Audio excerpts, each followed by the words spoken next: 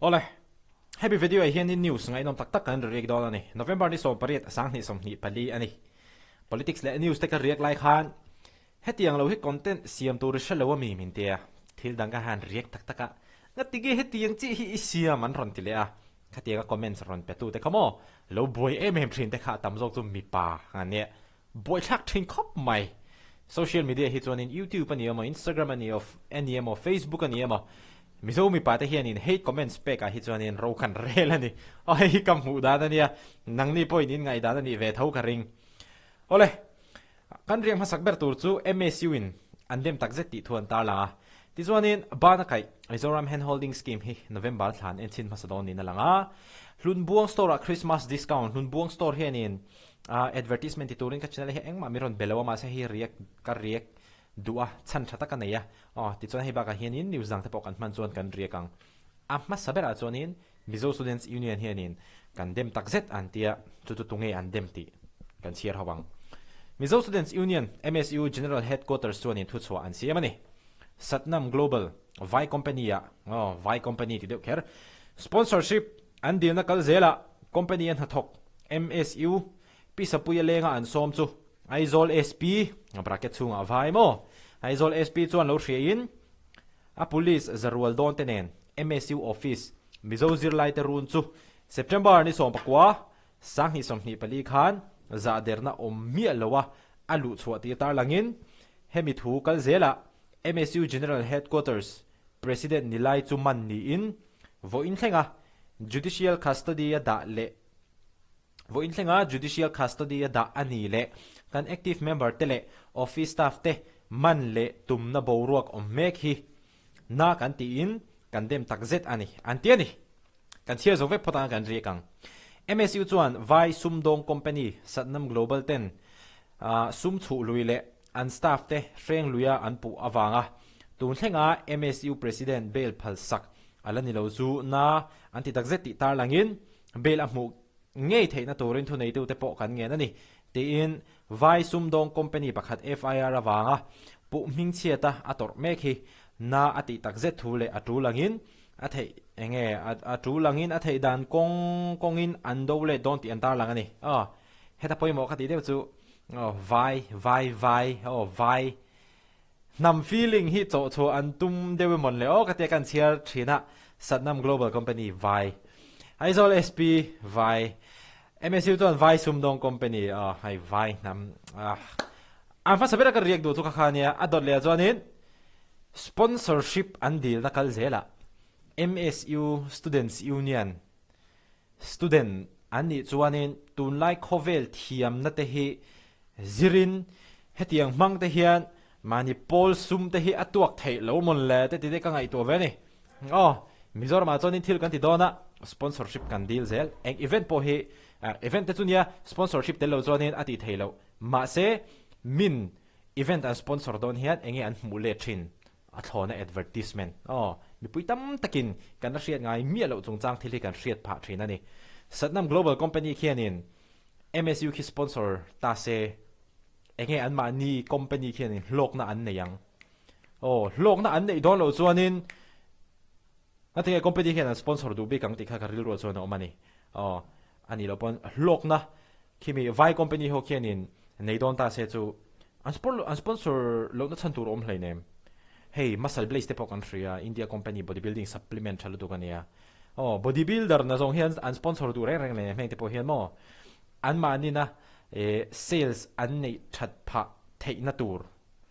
khang bodybuilder te kha an sponsor zer ani chu van chon hetianga ama sabela changkan reacta vai ti hanita aseken chon sponsorship deal te hi ke jo aza thak ka ti ke ba da chu mo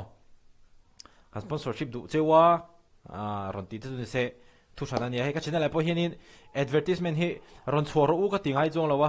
kan chhu aduwa an ti chonin kalo okay kalo open mani khatiang kha ani hi aboi thak thin khop mai pakhatin bail thei tia pakhatin anti corruption bureau khan bail thei ti na soyama se Aizol police station lam pakhanin bail thei lo ti kha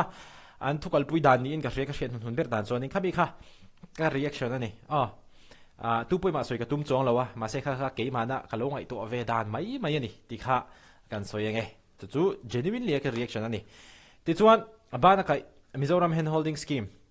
hemi Mizoram State Policy Coordination Committee chuanin I voina khanin voin chun khan planning committee ruma advisor to chief minister implementation of handholding policy tuna Mizoram sarkar kai shoi tu ZPM party a an thuak bur an lo ti to kha Dr. KC Lalma somzawa howin an thukho mani ti chuan hebana kai policy a hianin deal na sangri zathum somsari alu to a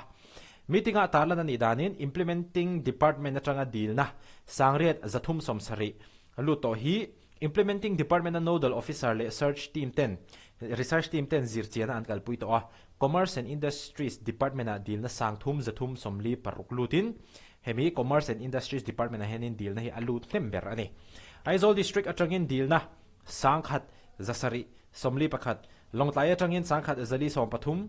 champhai atangin sangkhat zanhi somhi pariat mami atangin zasari som panga kolasi patangin zasari panghi siha atangin zaruk somruk pasari Saitul atangin zanga somruk pasari lunglai atangin zanga somsari pariat serchi patangin zathum somli pakwa khozol atangin zathum somli parukle Nathiel district atangin dilna somriat pali aluto ane advisor to chief minister chuan bana ka scheme chu hlotlin tuma thiamna le theina nei mitum ru te kai chona turani thu soin atho khatna tan November china dilna lute ending masakani don implementing department na nodal officer ten uluk taka dilna te anzir chen huwa apex body a ending le aniang tini hei apoi mo khop maya ngatinge hetianga anti le ngatinge anti huk lo le anti chuanen an mani khe e che cholan hlau emema tin khimi e atirami hoki afu chho to chuanin khakha mipui tam takina kanwa mua hey first impression kanwa nei na turani achan chu hemi handholding policy hi ZPM te policy main berni hen galo hriani kema pon mo chuwan chuanin atirami khi afu chho laklo chuan midang te point ati chi don khop mai athok tai ma pieng te chu hei min support don khop mai ti na rilu kha an pu chawanga a hlotlinga te video te story te thon thu te khati an hlotlin na zong zong te kha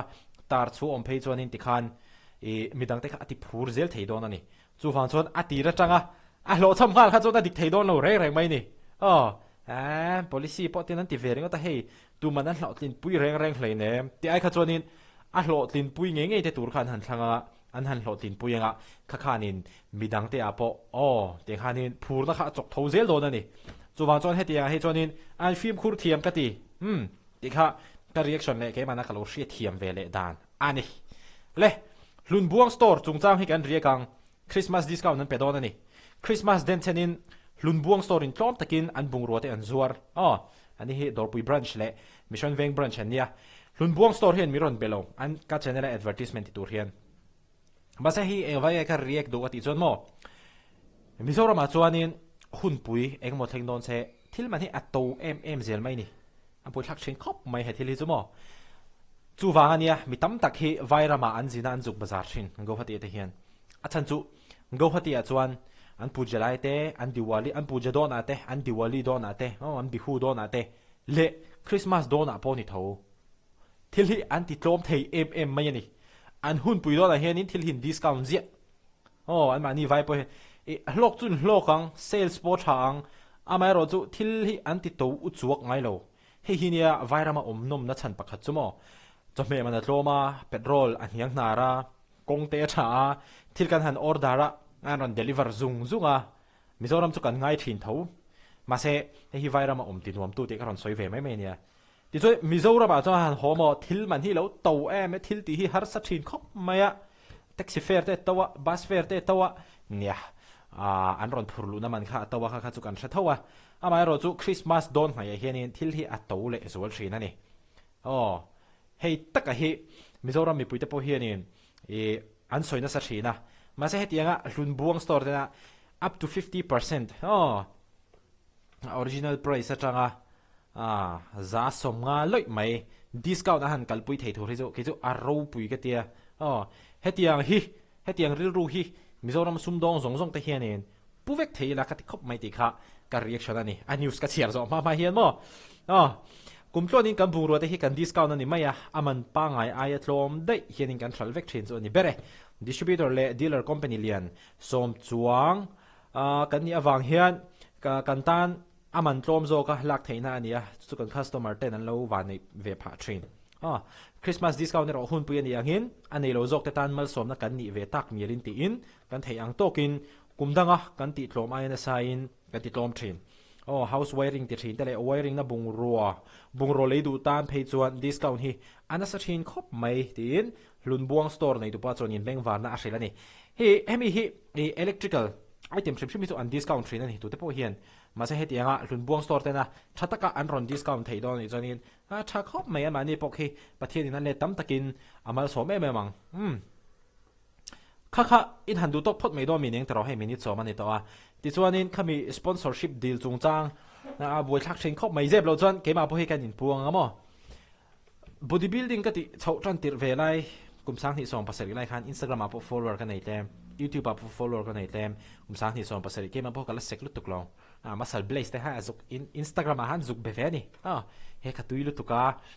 tu tiang kha tiang chu nia min sponsor thei ngem nga zuk te min sponsor lo ve chiang khop mai masal blaze ho khan acha chu min lo sponsor ta se an product kha free in ke anga an ba ni kha ka advertise anga ka advertise khanin an mania khanin sales ka ati that le pha chon si lo kha chuanin a ho ve du don e ma tero ti chuan ka ril ro lo om le bok chu mani in to del the hi apoi mo ti khop maya sarkar ring kher lawa apikin tun lai thalai dan phei chon mo he khovel thiam na te hi anasa to a mai AI mangte pon kha mania misma felite chungchan te po kha buaina ron om ne ne kha artificial intelligence age ha kan cheng to ani he chu kumin kum ti ra train ka soi to ni kuma te po khanin chat gpt aron lar chho wel tak lai te po khan ni kum ma sa ning chu ma se ni kuma hanin webinar te po de ha kho sa ka pe ve thin ani tum tak chuanin tum lai khovel changkan na mang hian thalai tan hi chuanin sum hai lu hi har lu tuk to lo wani soi top chuan mo chuwa chuanin Mizo Students Union te po zirlai ai o pon nia chuwa chuanin zirlai te na kan enton thei turin midang sponsorship deal lo khian zirlai te enton thei tur lo in om athan khop maya ti kha garil ro om dan ani ati zong khatun tuma garik thei chu nia video like ani mole theu don ni be different, be unique, be exclusive, stay away from drugs, alcohol and tobacco.